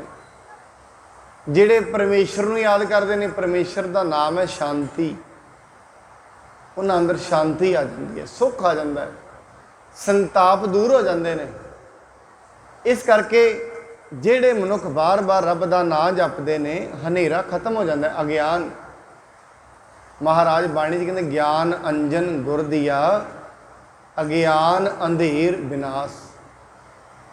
ਔਰ ਮਨੁੱਖ ਨੇ ਆਪਣੀ ਜ਼ਿੰਦਗੀ ਦਾ ਪ੍ਰਯੋਜਨ ਹੀ ਇਹ ਹੈ ਅਗਿਆਨਤਾ ਨੂੰ ਦੂਰ ਕਰੇ। ਹੁਣ ਕਿਸੇ ਨੂੰ ਜੇ ਅਸੀਂ ਇਹ ਬਾਤ ਕਹੀਏ ਤੂੰ ਅਗਿਆਨੀ ਹੈ, ਅਗਲਾ ਥੋੜੀ ਨਾ ਮੰਨਦਾ। ਅਗਿਆਨੀ ਮੈਂ ਕਿਹੜੇ ਬੰਨੋਂ ਗਿਆਨੀ? ਦੁਨੀਆ ਦਾ ਮੈਨੂੰ ਸਾਰਾ ਪਤਾ ਹੈ। ਦੁਨੀਆ ਦਾ ਪਤਾ ਹੋਣਾ ਗਿਆਨਵਾਨ ਨਹੀਂ ਹੈ ਮਨੁੱਖ। ਜਿਹਨੂੰ ਆਪਣੇ ਆਪ ਦਾ ਨਹੀਂ ਪਤਾ ਲੱਗਿਆ ਉਹ ਅਗਿਆਨੀ ਹੈ, ਭਾਵੇਂ ਉਹ ਜਿੱਡਾ ਮਰਜ਼ੀ ਪੜ੍ਹਿਆ ਲਿਖਿਆ ਹੈ। ਜਿਸ ਮਨੁੱਖ ਨੂੰ ਆਪਣੇ ਬਾਰੇ ਹੀ ਨਹੀਂ ਪਤਾ ਲੱਗਾ, ਤੂੰ ਕੌਣ ਹੈ, ਕਿੱਥੋਂ ਆਇਆ ਹੈ, ਕਿੰਨੇ ਦਿਨਾਂ ਤਾਈਂ ਤੂੰ ਇੱਥੇ ਰਹਿਣਾ ਹੈ, ਜਾਣਾ ਕਿੱਥੇ ਹੈ, ਜਿਸ ਨੂੰ ਇਸ ਚੀਜ਼ ਦਾ ਗਿਆਨ ਨਹੀਂ ਹੋਇਆ, ਜਿਹਨੂੰ ਆਤਮਿਕ ਗਿਆਨ ਕਹਿੰਦੇ ਨੇ, ਗੁਰਬਾਣੀ ਉਸ ਨੂੰ ਉਦੋਂ ਤਾਈਂ ਅਨਪੜ੍ਹੀ ਮੰਨਦੀ ਹੈ। ਬੜੀ ਦੁਨੀਆ ਹੈ ਜਿਹੜੀ ਬਾਹਰ ਦੀ ਸਟੱਡੀ ਕਰ ਕਰਕੇ ਬਾਹਰ ਦਾ ਧਨ ਤੇ ਕਮਾ ਲੈਂਦੀ ਹੈ, ਅੰਦਰ ਦੇ ਧਨ ਤੋਂ ਸਖਣੀ ਰਹਿ ਜਾਂਦੀ ਹੈ। ਔਰ ਇਹ ਬਾਹਰ ਦੀ ਸਟੱਡੀ ਦੇ ਨਾਲ ਅਮਰੀਕਾ ਵਰਗੇ ਮੁਲਕਾਂ ਨੇ, ਯੂਰਪ ਨੇ, ਪੂਰੇ ਦੇ ਪੂਰੇ ਯੂਰਪ ਨੇ ਬਾਹਰੋਂ ਤੇ ਬਹੁਤ ਅਮੀਰ ਬਣ ਗਿਆ, ਅੰਦਰ ਲੋਕ ਖੋਖਲੇ ਹੋ ਗਏ। ਅੱਜ ਉੱਥੋਂ ਦੇ ਲੋਕ ਡਿਪਰੈਸ਼ਨ ਦੇ ਸ਼ਿਕਾਰੀ ਨੇ। ਔਰ ਇਹ ਡਿਪਰੈਸ਼ਨ ਜਿੰਨੀ ਤੇਜ਼ੀ ਨਾਲ ਸਾਡੇ ਦੇਸ਼ 'ਚ ਵੱਧ ਰਿਹਾ ਹੈ, ਇਹਦਾ ਵੀ ਕੋਈ ਹੱਲ ਨਹੀਂ। ਪਹਿਲਾਂ ਆਮ ਕਰਕੇ ਵੇਖਿਆ ਜਾਂਦਾ ਸੀ। ਅੱਜ ਤੇ ਸਾਧ ਸੰਗਤ ਮੈਂ ਉਸ ਦਿਨ ਵੀ ਬੇਨਤੀ ਕੀਤੀ ਸੀ, ਸੜਕ 'ਤੇ ਮਨੁੱਖ ਜਾਂਦਾ ਹੋਏ, ਮੋਟਰਸਾਈਕਲ ਉਹਦੀ ਕਿਤੇ ਹੁੰਦੀ ਹੈ, ਧਿਆਨ ਕਿਤੇ ਹੁੰਦਾ। ਔਰ ਕਈ ਵਾਰੀ ਮਨੁੱਖ ਇੰਨਾ ਇਹਦਾ ਡਿਪਰੈਸ਼ਨ ਦਾ ਸ਼ਿਕਾਰੀ ਹੋ ਗਿਆ ਹੈ, ਗੁਰਦੁਆਰੇ ਆਉਂਦਾ ਹੈ, ਮੋਟਰਸਾਈਕਲ ਕਿਸੇ ਦੀ ਹੁੰਦੀ ਹੈ, ਚਾਬੀ ਕੋਈ ਲੱਗ ਲੈ, ਜੋੜੇ ਕਿਸੇ ਦੇ ਹੁੰਦੇ ਨੇ, ਪਾ ਕੋਈ ਜਾਂਦਾ ਹੈ, ਪਤਾ ਹੀ ਨਹੀਂ ਸਾਰਾ ਦਿਨ। ਔਰ ਇਹਨੂੰ ਹੀ ਕਹਿੰਦੇ ਨੇ ਚਿੰਤਾ। ਚਿੰਤਾ ਦੋ ਚੀਜ਼ਾਂ ਦੀ ਹੁੰਦੀ ਹੈ, ਜਾਂ ਤੇ ਜੋ ਪਿੱਛੇ ਵਾਪਰ ਗਿਆ ਉਹਦੀ, ਜਾਂ ਜੋ ਅੱਗੇ ਆਣਾ ਹੈ ਉਹਦੀ। ਜਾਂ ਤੇ ਮਨੁੱਖ ਕਿਸੇ ਚੀਜ਼ ਨੂੰ ਸੋਚ ਸੋਚ ਕੇ ਪਰੇਸ਼ਾਨ ਹੋਈ ਜਾਂਦਾ ਹੈ, ਜਾਂ ਜੋ ਕੁਝ ਚਲਾ ਗਿਆ ਉਹਨੂੰ ਸੋਚ ਸੋਚ ਕੇ ਪਰੇਸ਼ਾਨ। ਪਰ ਗੁਰਬਾਣੀ ਕਹਿੰਦੀ ਹੈ ਜੋ ਤੇ ਗਿਆ ਚਲਾ ਉਹ ਤੇ ਗਿਆ, ਜੋ ਅੱਗੇ ਆਉਣਾ ਹੈ ਉਹ ਤੈਨੂੰ ਪਤਾ ਨਹੀਂ। ਕਿੱਡੀ ਵੱਡੀ ਗੱਲ ਹੈ। ਜੋ ਅੱਗੇ ਆਉਣਾ ਹੈ, ਜ਼ਿੰਦਗੀ ਇੱਕ ਬੰਦ ਕਿਤਾਬ ਦੀ ਤਰ੍ਹਾਂ ਹੈ। ਪਰ ਅਸੀਂ ਆਮ ਮਨੁੱਖ ਕਹਿੰਦੇ ਹਾਂ ਜ਼ਿੰਦਗੀ 'ਚ ਮੈਨੂੰ ਡਰ ਲੱਗ ਰਿਹਾ ਜ਼ਿੰਦਗੀ ਵਿੱਚ। ਕਿਉਂ? ਪਤਾ ਨਹੀਂ ਕੱਲ੍ਹ ਨੂੰ ਕੀ ਹੋਵੇਗਾ। ਸਾਧ ਸੰਗਤ ਅਸੀਂ ਪਤਾ ਕਿਉਂ ਡਰ ਰਹੇ ਹਾਂ? ਅਸੀਂ ਸੋਚਦੇ ਮੇਰੇ ਨਾਲ ਮਾੜਾ ਹੀ ਹੋਵੇਗਾ। ਮਨੁੱਖ ਜ਼ਿੰਦਗੀ ਦੇ ਵਿੱਚ ਆਪਣੇ ਵਾਸਤੇ ਵੀ ਚੰਗਾ ਨਹੀਂ ਸੋਚਦਾ, ਆਪਣੇ ਵਾਸਤੇ ਵੀ ਉਹਦੀ ਨਕਾਰਾਤਮਕ ਵਿਚਾਰ ਹੈ, ਨੈਗੇਟਿਵ ਨੇ। ਹੁਣ ਕੋਈ ਬੱਚਾ ਪੜ੍ਹ ਰਿਹਾ, ਪਤਾ ਨਹੀਂ ਨੌਕਰੀ ਮਿਲਣੀ ਹੈ ਕਿ ਨਹੀਂ ਮਿਲਣੀ, ਪਤਾ ਨਹੀਂ ਬਿਜ਼ਨਸ ਚੱਲਣਾ ਹੈ ਕਿ ਨਹੀਂ ਚੱਲਣਾ। ਤੂੰ ਇਹ ਕਿਉਂ ਸੋਚਦਾ ਹੈ ਮਿਲਣੀ ਹੈ ਕਿ ਨਹੀਂ? ਇਹ ਸੋਚ ਮਿਲ ਜਾਣੀ ਹੈ, ਖੁਸ਼ ਤੇ ਹੋ। ਉਨੇ ਪਲ ਤੇ ਜ਼ਿੰਦਗੀ ਦੇ ਗੁਜ਼ਾਰ। ਪਤਾ ਨਹੀਂ ਕੱਲ੍ਹ ਨੂੰ ਬੱਚਿਆਂ ਦੇ ਵਿਆਹਾਂ ਵਿੱਚ ਕੀ ਹੋਣਾ ਹੈ। ਜਦੋਂ ਹੋਣੇ ਨੇ ਉਦੋਂ ਰੱਬ ਹੀ ਦੁਨੀਆ ਦਾ ਰੱਖ ਹੈ, ਉਹਨੇ ਸਭ ਕੁਝ ਹੀ ਕਰ ਦੇਣਾ ਹੈ। ਜਿੰਨਿਆਂ ਦੇ ਹੋਏ ਨੇ ਅੱਜ ਤਾਈਂ ਦੁਨੀਆ 'ਤੇ ਐਸਾ ਕੋਈ ਹੈ ਜਿਹੜਾ ਐਵੇਂ ਗਿਆ ਹੋਏ? ਸਭ ਦੇ ਹੋ ਜਾਂਦੇ ਨੇ। ਕਾਰਜ ਸਭ ਦੇ ਹੋਣੇ ਨੇ, ਪਰ ਮਨੁੱਖ ਨੇ ਕਾਰਜਾਂ ਤੋਂ ਪਹਿਲਾਂ ਵੀ ਚਿੰਤਾ ਲੈਣੀ ਹੈ, ਕਾਰਜਾਂ ਤੋਂ ਬਾਅਦ 'ਚ ਵੀ ਲੈਣੀ ਹੈ। ਪਰ ਇਹ ਗੱਲ ਨਹੀਂ ਹੈ ਜਿਹਦੇ ਕੋਲ ਕੁਛ ਨਹੀਂ ਹੈ ਉਹਨੇ ਹੀ ਲੈਣੀ ਹੈ, ਜਿਹਦੇ ਕੋਲ ਬਹੁਤ ਕੁਛ ਹੈ ਉਹਨੇ ਵੀ ਲੈਣੀ ਹੈ। ਇਸ ਕਰਕੇ ਸਾਹਿਬ ਜੀ ਕਹਿੰਦੇ ਨੇ ਮਨੁੱਖ ਦਾ ਜ਼ਿੰਦਗੀ ਵਿੱਚ ਪ੍ਰਯੋਜਨ ਇਹ ਨਹੀਂ ਹੈ ਵੀ ਆਪਣੀ ਜ਼ਿੰਦਗੀ ਨੂੰ ਚਿੰਤਾ ਵਿੱਚ ਗੁਜ਼ਾਰੇ। ਨਹੀਂ, ਆਪਣੀ ਜ਼ਿੰਦਗੀ ਦੇ ਵਿੱਚ ਉਹ ਆਤਮਿਕ ਗਿਆਨ ਲੈਣ ਲਈ ਆਇਆ ਹੈ, ਸੋਝੀ ਲੈਣ ਲਈ ਆਇਆ ਹੈ। ਜੇ ਉਸ ਨੂੰ ਇਹ ਸੋਝੀ ਨਾ ਮਿਲ ਸਕੀ ਉਹਦੀ ਜ਼ਿੰਦਗੀ ਬਰਬਾਦ ਹੋ ਜਾਂਦੀ ਹੈ। ਧੰਨ ਧੰਨ ਸ਼੍ਰੀ ਅੰਗਦ ਰੂਪ, ਜਿਨ ਕੀ ਮਹਿਮਾ ਮਹਾ ਅਨੂਪ। ਹੁਣ ਸਾਰੇ ਜਣੇ ਸੰਸਕਾਰ ਤੋਂ ਆ ਕੇ ਜਿਵੇਂ ਆਮ ਦੁਨੀਆ 'ਚ ਬੈਠ ਜਾਂਦੇ ਨੇ ਲੋਕ, ਹੁਣ ਕਹਿੰਦੇ ਧੰਨ ਸ਼੍ਰੀ ਗੁਰੂ ਅੰਗਦ ਸਾਹਿਬ ਜੀ, ਤੁਹਾਡਾ ਰੂਪ ਬੜਾ ਅਨੂਪ ਹੈ। ਤੁਸੀਂ ਜਿਹੜਾ ਗਿਆਨ ਦਿੱਤਾ ਹੈ, ਜਿਹੜੀ ਗੁਰਬਾਣੀ ਤੁਸੀਂ ਦੱਸੀ ਹੈ, ਬਹੁਤ ਬਾਕਮਾਲ ਹੈ। ਕੋਈ ਇਸ ਨੂੰ ਜਦੋਂ ਗੁਰਬਾਣੀ ਦੇ ਵਿੱਚੋਂ ਗੁਰੂ ਅੰਗਦ ਸਾਹਿਬ ਨੂੰ ਵੇਖਦਾ ਹੈ ਉਹ ਬੜਾ ਹੀ ਅਚਰਜਤਾ ਦੇ ਵਿੱਚ ਚਲਾ ਜਾਂਦਾ ਹੈ। ਇਤਿਆਦਕ ਗੁਣ ਕਹਿ ਸਿਮਰੰਤੇ, ਕੇਤਕ ਦਿਨ ਜਪ ਕੀਨ ਬਿਤੰਤੇ। ਇਤਿਆਦਕ ਕਈ ਤਰੀਕਿਆਂ ਨਾਲ ਉਹ ਗੁਰੂ ਜੀ ਨੂੰ ਸਿਮਰ ਰਹੇ ਨੇ, ਜੈਸੇ ਹੀ ਕਈ ਦਿਨ ਇਹ ਕਰਦਿਆਂ ਕਰਦਿਆਂ ਬੀਤ ਗਏ ਹਨ। ਅੰਨ ਕ੍ਰਿਤ ਮਿਸ਼ਟਾਨ ਬਿਸਾਲਾ, ਕਰਿਓ ਇਕੱਤਰ ਸਭਨ ਤਿਸ ਕਾਲਾ। ਫਿਰ ਕਈਆਂ ਨੇ ਅੰਨ ਇਕੱਠਾ ਕਰ ਲਿਆ, ਨਾਲ ਦੀ ਨਾਲ ਘਿਓ ਇਕੱਠਾ ਕੀਤਾ ਔਰ ਹੋਰ ਮਿਸ਼ਟਾਨ ਪਦਾਰਥਾਂ ਨੂੰ ਇਕੱਠਾ ਕਰ ਲਿਆ ਹੈ। ਜਹ ਕਹਿ ਤੇ ਸਿੱਖ ਸਾਧ ਹਕਾਰੇ, ਸਭ ਆਏ ਸ਼੍ਰੀ ਸਤਿਗੁਰ ਦੁਆਰੇ। ਜਿੱਥੇ ਕਿੱਥੇ ਵੀ ਸਿੱਖ ਸਨ, ਦੂਰੋਂ ਦੂਰੋਂ ਸਾਰਿਆਂ ਨੂੰ ਬੁਲਾਇਆ, ਸਾਧੂ ਸੰਤਾਂ ਨੂੰ ਬੁਲਾ ਕੇ ਖਡੂਰ ਸਾਹਿਬ ਦੇ ਵਿੱਚ ਇਕੱਠਾ ਕਰ ਲਿਆ ਹੈ। ਸ਼੍ਰੀ ਗੁਰ ਅਮਰ ਆਪ ਵਿੱਚ ਥਿਰੇ, ਬੀਚ ਰਸੋਈ ਕੇ ਸੁਭ ਕਰੇ। ਹੁਣ ਮਹਾਰਾਜ ਗੁਰੂ ਅੰਗਦ ਸਾਹਿਬ ਤੇ ਦੁਨੀਆ ਤੋਂ ਚਲੇ ਗਏ ਨੇ, ਹੁਣ ਗੁਰੂ ਅਮਰਦਾਸ ਜੀ ਨੇ ਦੁਨੀਆ ਤੇ। ਹੁਣ ਸਾਰੇ ਜਣੇ ਲੰਗਰ ਤਿਆਰ ਕਰ ਰਹੇ ਨੇ, ਗੁਰੂ ਅਮਰਦਾਸ ਜੀ ਸਾਰਿਆਂ ਦੇ ਵਿੱਚ ਬੈਠ ਕੇ ਆਪ ਲੰਗਰ ਤਿਆਰ ਕਰ ਰਹੇ ਹਨ। ਸਭ ਪ੍ਰਕਾਰ ਕਰ ਤਿਆਰ ਆਹਾਰਾ, ਅਪਰ ਸਿੱਖਿਆ ਮਿਲ ਪਾਕ ਸੁਧਾਰਾ। ਬੜੇ ਤਰੀਕਿਆਂ ਦੇ ਨਾਲ ਭੋਜਨ ਤਿਆਰ ਕਰਕੇ, ਭੋਜਨ ਨੂੰ ਤਿਆਰ ਕਰਕੇ ਰਸੋਈਆਂ ਦੇ ਵਿੱਚ ਰੱਖ ਲਿਆ ਗਿਆ ਹੈ। ਉਹ ਪੰਕਤ ਇੱਕ ਸਾਰ ਬਿਠਾਈ, ਲੱਗੇ ਪਰੋਸਣ ਕੋ ਸਮੁਦਾਈ। ਉਹਨਾਂ ਨੇ ਸਾਰੀ ਸੰਗਤ ਨੂੰ ਪੰਗਤ ਵਿੱਚ ਭਾਇਆ ਤੇ ਸਾਰੀ ਸੰਗਤ ਨੂੰ ਇੱਕ ਸਾਰ ਭੋਜਨ ਵਰਤਾਉਣ ਲੱਗ ਪਏ ਹਨ। ਸਵਾਦ ਵਿਸਾਲ ਅੰਚਹਿ ਸਭ ਸੰਗਤ, ਬੈਠ ਬੈਠ ਕਰ ਆਪਣੀ ਪੰਗਤ। ਸੰਗਤ ਬੜੇ ਸਵਾਦਿਸ਼ਟ ਭੋਜਨ ਨੂੰ ਬੜੇ ਪ੍ਰੇਮ ਦੇ ਨਾਲ ਛਕਦੀ ਜਾ ਰਹੀ ਹੈ। ਸਭ ਤ੍ਰਿਪਤੇ ਆਚ ਸਵਾਦ ਆਹਾਰਾ, ਕੀਨਸ ਇਨ ਗੁਰ ਪੂਰਬ ਉਧਾਰਾ। ਇਸ ਤਰੀਕੇ ਨਾਲ ਉਹਨਾਂ ਸਿੱਖਾਂ ਨੇ ਥੋੜੇ ਦਿਨਾਂ ਬਾਅਦ ਗੁਰੂ ਜੀ ਦਾ ਗੁਰਪੁਰਬ ਮਨਾਇਆ, ਗੁਰੂ ਅੰਗਦ ਸਾਹਿਬ ਜੀ ਦਾ। ਉਹਦੇ ਵਿੱਚ ਕੀ ਕੀਤਾ, ਸਾਰਿਆਂ ਨੇ ਲੰਗਰ ਤਿਆਰ ਕੀਤਾ। ਲੰਗਰ ਤਿਆਰ ਕਰਕੇ ਸਾਰਿਆਂ ਨੇ ਇਸ ਭੋਜਨ ਨੂੰ ਸੰਗਤ ਨੂੰ ਛਕਾ ਦਿੱਤਾ ਹੈ। ਸ਼੍ਰੀ ਅੰਗਦ ਗੁਰ ਸਿਮਰਨ ਕਰ ਕਰ, ਬਤਤ ਕਰ ਬੰਦੇ ਸਿਰ ਧਰ ਧਰ। ਸਾਰੇ ਜਣੇ ਗੁਰੂ ਅੰਗਦ ਸਾਹਿਬ ਜੀ ਦਾ ਸਿਮਰਨ ਕਰਦੇ ਨੇ, ਬਾਰ-ਬਾਰ ਉਹਨਾਂ ਨੂੰ ਯਾਦ ਕਰਦੇ ਨੇ, ਹੱਥ ਜੋੜਦੇ ਨੇ ਤੇ ਨਾਲ ਦੀ ਨਾਲ ਧਰਤੀ ਤੇ ਆਪਣੇ ਮੱਥੇ ਨੂੰ ਰਗੜਦੇ ਹਨ। ਸ਼੍ਰੀ ਨਾਨਕ ਕੋ ਲੇਕਰ ਨਾਮਾ, ਕਰ ਅਰਦਾਸ ਸਰਬ ਅਪੇਰਾਮਾ। ਗੁਰੂ ਨਾਨਕ ਸਾਹਿਬ ਜੀ ਦਾ ਨਾਮ ਲੈ ਕੇ ਸਾਰਿਆਂ ਨੇ ਅਰਦਾਸ ਕੀਤੀ, ਕਿਉਂਕਿ ਸਾਧ ਸੰਗਤ ਜੀ ਜਿਹੜੀ ਪਹਿਲਾਂ ਅਰਦਾਸ ਹੋਇਆ ਕਰਦੀ ਸੀ, ਜਿਵੇਂ ਹੁਣ ਅਸੀਂ 11 ਪਾਤਸ਼ਾਹੀਆਂ ਦਾ ਨਾਮ ਲੈਂਦੇ ਆ, ਪਹਿਲਾਂ ਕੀ ਹੁੰਦਾ ਸੀ, ਜਿਵੇਂ ਗੁਰੂ ਅੰਗਦ ਸਾਹਿਬ ਜੀ ਤਈ ਗੁਰੂ ਨਾਨਕ ਸਾਹਿਬ ਜੀ ਦਾ ਤੇ ਨਾਲ ਦੀ ਨਾਲ ਗੁਰੂ ਅੰਗਦ ਸਾਹਿਬ ਜੀ ਦਾ ਇਹ ਨਾਮ ਲਏ ਜਾਂਦੇ ਸਨ ਤੇ ਫਿਰ ਜਿਹੜੀ ਅਰਦਾਸ ਖਲੋ ਕੇ ਕੀਤੀ ਜਾਂਦੀ ਸੀ। ਮਸਤਕ ਟੇਕਤ ਸੰਗਤ ਸਾਰੀ, ਕਰ ਉਤਸਾਹ ਮਿਲੀ ਕਿਸ ਬਾਰੀ। ਸਾਰੀ ਸੰਗਤ ਮੱਥਾ ਟੇਕਦੀ ਹੈ ਔਰ ਮੱਥਾ ਟੇਕ ਕੇ ਬੜੇ ਉਤਸ਼ਾਹ ਦੇ ਨਾਲ ਉਹਨਾਂ ਨੂੰ ਮਿਲਦੀ ਹੈ। ਦਾਸੂ ਅਰ ਦਾਸੂ ਕੇ ਮਨ ਕੀ, ਲੱਖ ਸ੍ਰੀ ਅਮਰ ਗੁਰੂ ਬਿਦ ਇਨਕੀ। ਹੁਣ ਮਹਾਰਾਜ ਜੀ ਨੇ ਮਹਾਰਾਜ ਦੇ ਪੁੱਤਰਾਂ ਦੇ ਦਿਲ ਦੀ ਗੱਲ ਜਾਣ ਲਈ, ਕਿਉਂਕਿ ਉਹ ਨਹੀਂ ਸਨ ਚਾਹੁੰਦੇ ਗੱਦੀ ਇਹਨਾਂ ਨੂੰ ਮਿਲੇ, ਕਿਉਂਕਿ ਉਹ ਤੇ ਕਹਿੰਦੇ ਸਨ ਇਹ ਤੇ ਸਾਡੇ ਘਰ ਦੀ ਜਗੀਰ ਹੈ, ਗੱਦੀ ਸਾਨੂੰ ਮਿਲਣੀ ਚਾਹੀਦੀ ਹੈ, ਵੀ ਸਾਡੇ ਘਰ ਦੇ ਗੁਰੂ ਜੀ ਨੇ, ਸਾਡੇ ਪਿਓ ਦੀ ਪ੍ਰੋਪਰਟੀ ਹੈ, ਸਾਨੂੰ ਦਿਓ। ਹੁਣ ਮਹਾਰਾਜ ਜੀ ਨੇ ਗੱਲ ਜਾਣ ਲਈ ਦਿੰਦੀ, ਇਸ ਕਰਕੇ ਸਾਹਿਬ ਜੀ ਮਹਾਰਾਜ ਨੇ ਅਗਲਾ ਕਦਮ ਚੁੱਕਿਆ ਹੈ। ਓਏ ਨਮਰ ਪਦ ਪਰ ਕਰ ਨਮੋ, ਸੰਗਤ ਭਈ ਸੰਗ ਤੇ ਸਮੋ। ਮਹਾਰਾਜ ਜੀ ਸਨੀਮਰ ਹੋ ਕੇ ਸੰਗਤਾਂ ਦੇ ਚਰਨਾਂ ਵਿੱਚ ਨਮਸਕਾਰ ਕੀਤੀ ਅਤੇ ਨਮਸਕਾਰ ਕਰਨ ਤੋਂ ਬਾਅਦ ਸਾਹਿਬ ਜੀ ਸੱਚੇ ਪਾਤਸ਼ਾਹ ਗੋਇੰਦਵਾਲ ਸਾਹਿਬ ਵੱਲ ਨੂੰ ਚੱਲ ਪਏ ਹਨ। ਗੋਇੰਦਵਾਲ ਪੰਥ ਚੱਲ ਪਰੇ, ਮੁਖ ਖਡੂਰ ਦਿਸ ਦਿਸ ਬਿਦ ਕਰੇ। ਦੇਖੋ ਪ੍ਰੇਮ ਕਿੰਨਾ ਅੱਜ ਵੀ ਉਹਨਾਂ ਦਾ, ਭਾਵੇਂ ਕਿ ਗੁਰੂ ਅੰਗਦ ਸਾਹਿਬ ਜੀ ਸਰੀਰ ਕਰਕੇ ਉੱਥੇ ਨਹੀਂ। ਖਡੂਰ ਸਾਹਿਬ ਦੀ ਧਰਤੀ ਤੇ ਮਹਾਰਾਜ ਹੁਣ ਵੀ ਗੁਰੂ ਅਮਰਦਾਸ ਜੀ ਚੱਲੇ ਨੇ ਪੁੱਠੇ ਪੈਰੀ, ਸਿੱਧੇ ਨਹੀਂ। ਔਰ ਆਪਣੀ ਜ਼ਿੰਦਗੀ 'ਚ ਨੇਮ ਰੱਖਿਆ, ਜਦੋਂ ਵੀ ਖਡੂਰ ਸਾਹਿਬ ਤੋਂ ਵਾਪਸ ਆਉਂਦੇ ਸਨ ਪੁੱਠੇ ਪੈਰੀ ਆਉਂਦੇ ਸਨ, ਔਰ 2-2.5 ਕੋਹ ਤਾਈਂ ਪੁੱਠੇ ਪੈਰੀ ਹੀ ਵਾਪਸ ਆਇਆ ਕਰਦੇ ਸਨ।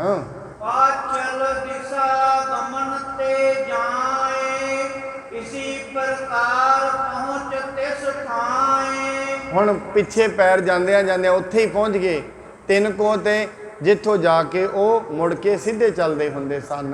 ਸ੍ਰੀ ਅੰਗਦ ਕੋ ਸਿਮਰਨ ਕਰਕੇ, ਮਸਤਕ ਧਰਨੀ ਪਰ ਨਿਜ ਧਰਤੇ। ਸ੍ਰੀ ਗੁਰੂ ਅੰਗਦ ਸਾਹਿਬ ਜੀ ਨੂੰ ਯਾਦ ਕਰਕੇ ਅਤੇ ਆਪਣੇ ਮਸਤਕ ਨੂੰ ਧਰਤੀ ਤੇ, ਭਾਵ ਧਰਨੀ ਦਾ ਮਤਲਬ ਹੈ ਧਰਤੀ ਦੇ ਨਾਲ ਛੁਆ ਕੇ ਨਮਸਕਾਰ ਕਰ ਪ੍ਰੇਮ ਪ੍ਰਬੀਨ, ਗੋਇੰਦਵਾਲ ਦਿਸ਼ਾ ਮੁਖ ਕੀਨ। ਨਮਸਕਾਰ ਕਰਕੇ ਗੋਇੰਦਵਾਲ ਸਾਹਿਬ ਨੂੰ ਮੂੰਹ ਕਰ ਲਿਆ ਤੇ ਉੱਥੋਂ ਹੁਣ ਗੋਇੰਦਵਾਲ ਸਾਹਿਬ ਨੂੰ ਚੱਲ ਪਏ ਹਨ। ਜਾਏ ਆਪਣੇ ਸਦਨ ਵਿਰਾਜੇ, ਗੁਰਤਾ ਗਾਦੀ ਪਰ ਸੁਭ ਸਾਜੇ। ਜਾ ਕੇ ਆਪਣੇ ਘਰ ਚਲੇ ਗਏ ਤੇ ਗੁਰਤਾ ਗੱਦੀ ਤੇ ਬੈਠ ਗਏ ਹਨ। ਸਾਧ ਸੰਗਤ ਜੀ, ਮੈਂ ਉਸ ਦਿਨ ਆਪ ਜੀ ਨੂੰ ਪਹਿਲਾਂ ਵੀ ਬੇਨਤੀ ਕਈ ਵਾਰੀ ਕੀਤੀ ਹੈ, ਯਾਦ ਰੱਖਣਾ ਦੁਨੀਆ ਸਾਡਾ ਹਿਸਾਬ ਲਗਾਉਂਦੀ ਹੈ ਸਾਡੇ ਘਰ ਦੀ ਜਾਇਦਾਦ ਵੇਖ ਕੇ,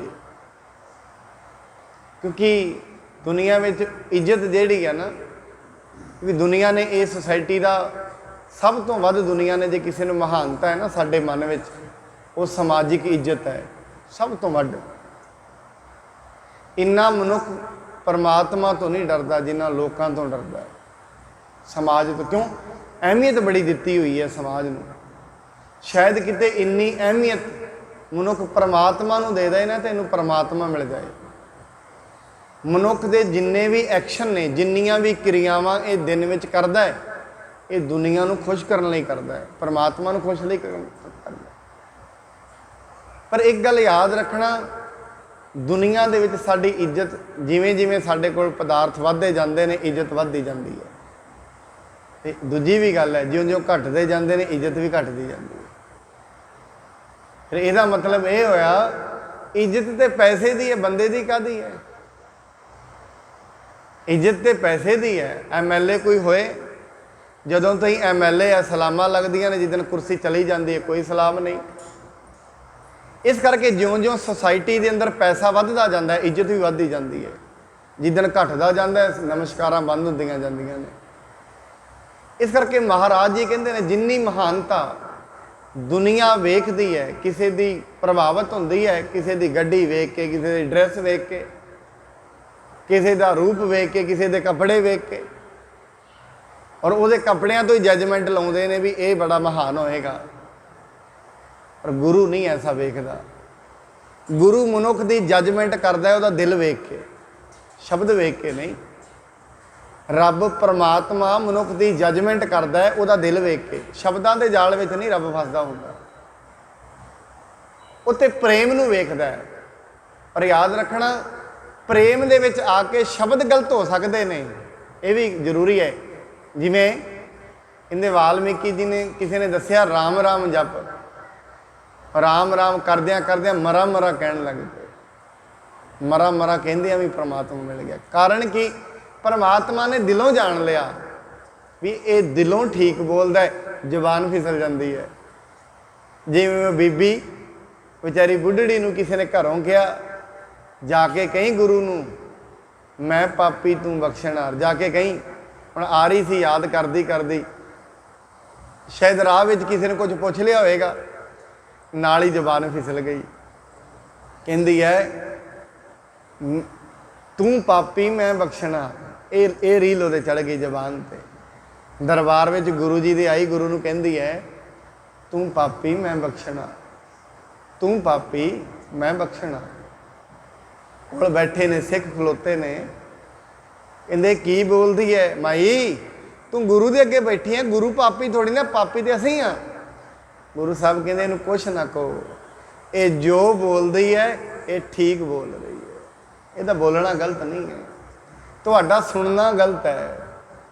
ਦੁਨੀਆ ਸ਼ਬਦਾਂ ਨੂੰ ਸੁਣਦੀ ਹੈ, ਦਿਲਾਂ ਦੀ ਆਵਾਜ਼ ਨੂੰ ਕੋਈ ਨਹੀਂ ਸੁਣਦਾ। ਔਰ ਸ਼ਬਦਾਂ ਦੇ ਵਿੱਚ ਹੀ ਦੁਨੀਆ ਫਸ ਜਾਂਦੀ ਹੈ।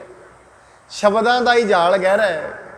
ਕਿਸੇ ਨੂੰ ਠੱਗਣਾ ਹੋਏ ਸ਼ਬਦਾਂ ਨਾਲ ਹੀ ਤੇ ਠੱਗਿਆ ਜਾਂਦਾ ਹੈ, ਸ਼ਬਦਾਂ ਨਾਲ ਹੀ ਲੁੱਟਿਆ ਜਾਂਦਾ ਹੈ। ਜਿਵੇਂ ਸੱਜਣ ਠੱਗ, ਕਈ ਵਾਰੀ ਮਨੁੱਖ ਅੰਦਰੋਂ ਬੜਾ ਕਾਲਾ ਹੁੰਦਾ ਹੈ, ਬਾਹਰੋਂ ਬੜਾ ਨਿਰਮਲ ਹੁੰਦਾ ਹੈ। ਔਰ ਕਈ ਵਾਰੀ ਬਾਹਰੋਂ ਬੜਾ ਮੈਲਾ ਹੁੰਦਾ ਹੈ, ਅੰਦਰੋਂ ਬੜਾ ਨਿਰਮਲ ਹੁੰਦਾ ਹੈ। ਇਸ ਕਰਕੇ ਕਿਸੇ ਦੇ ਬਾਹਰ ਦੀ ਨਿਰਮਲਤਾ ਹੀ ਇਹ ਜ਼ਰੂਰੀ ਨਹੀਂ ਜਿਹੜਾ ਅੰਦਰੋਂ ਨਿਰਮਲ ਹੈ ਉਹ ਬਾਹਰੋਂ ਵੀ ਨਿਰਮਲ ਹੋਏ। ਪਰ ਇਹ ਵੀ ਗੱਲ ਨਹੀਂ ਹੈ ਜਿਹਦੀ ਬਾਹਰ ਡਰੈਸ ਬੜੀ ਸੋਹਣੀ ਹੈ, ਬਾਹਰ ਬੜਾ ਨਿਰਮਲ ਹੈ, ਇਹ ਜ਼ਰੂਰੀ ਨਹੀਂ ਹੈ ਅੰਦਰ ਵੀ ਉਹਦਾ ਨਿਰਮਲ ਹੋਏ, ਐਸਾ ਨਹੀਂ ਹੈ। ਔਰ ਇਸ ਸ਼ਬਦ ਨੂੰ ਮਹਾਰਾਜ ਨੇ ਬਕਾਇਦਾ ਆਨੰਦ ਸਾਹਿਬ ਦੀ ਬਾਣੀ ਵਿੱਚ ਲਿਖਿਆ, ਬਾਹਰੋਂ ਨਿਰਮਲ। ਕਈ ਮਨੁੱਖ ਬਾਹਰੋਂ ਨਿਰਮਲ ਹੁੰਦੇ ਨੇ, ਅੰਦਰੋਂ ਕਾਲੇ ਹੁੰਦੇ ਨੇ। ਇਸ ਕਰਕੇ ਪ੍ਰਮਾਤਮਾ ਗੁਰੂ ਮਨੁੱਖ ਦੇ ਦਿਲ ਨੂੰ ਦੇਖਦਾ ਹੈ, ਉਹਦਾ ਫੈਸਲਾ ਮਨੁੱਖ ਦੀ ਭਾਵਨਾ ਤੇ ਟਿਕਿਆ ਹੈ, ਉਹਦੀ ਬਾਹਰੀ ਐਡਵਰਟਾਈਜ਼ਮੈਂਟ ਤੇ ਨਹੀਂ। ਇਸ ਕਰਕੇ ਬਾਹਰ ਦੀ ਦੁਨੀਆ ਦੀ ਬੇੜੀ ਜਿਹੜੀ ਚੱਲਦੀ ਹੈ, ਜਿਉਂ-ਜਿਉਂ ਪਦਾਰਥਾਂ ਦਾ ਵਾਧਾ ਹੁੰਦਾ ਹੈ ਬੇੜੀ ਉੱਚੀ ਉੱਠਦੀ ਜਾਂਦੀ ਹੈ। ਜਿਉਂ-ਜਿਉਂ ਪਦਾਰਥ ਥੱਲੇ ਜਾਂਦੇ ਰਹਿੰਦੇ ਨੇ ਦੁਨੀਆ 'ਚ ਇੱਜ਼ਤ ਵੀ ਥੱਲੇ ਜਾਂਦੀ ਰਹਿੰਦੀ ਹੈ। ਉਹ ਮਨੁੱਖ ਜਿਨ੍ਹਾਂ ਨੂੰ ਲੋਕ ਖੜੇ ਹੋ ਕੇ ਨਮਸਕਾਰਾਂ ਕਰਦੇ ਸਨ, ਅੱਜ ਉਹਨਾਂ ਦੇ ਘਰ ਜਾ ਕੇ ਵੀ ਕੋਈ ਨਹੀਂ ਬੈਠਦਾ। ਕਾਰਨ ਕਿ ਪਦਵੀਆਂ ਚਲੀਆਂ ਗਈਆਂ। ਇਸ ਕਰਕੇ ਸਾਹਿਬ ਜੀ ਕਹਿੰਦੇ ਨੇ ਇਹ ਜਿਹੜੀਆਂ ਪਦਵੀਆਂ ਨੇ ਇਹਨਾਂ ਨੂੰ ਗੁਰੂ ਨਹੀਂ ਤੱਕਦਾ, ਗੁਰੂ ਇਹਨਾਂ ਨੂੰ ਨਹੀਂ ਵੇਖਦਾ ਹੈ। 16 ਸੈ ਸੰਮਤ ਹੁਤੋ ਨੌ ਉੱਪਰ ਤਿਸ ਜਾਨ। ਭਾਈ ਸੰਤੋਖ ਸਿੰਘ ਜੀ ਦੇ ਮੁਤਾਬਕ 1609 ਈਸਵੀ ਨੂੰ ਗੁਰੂ ਸਾਹਿਬ ਜੀ ਜੋਤੀ ਜੋਤ ਸਮਾ ਗਏ ਹਨ।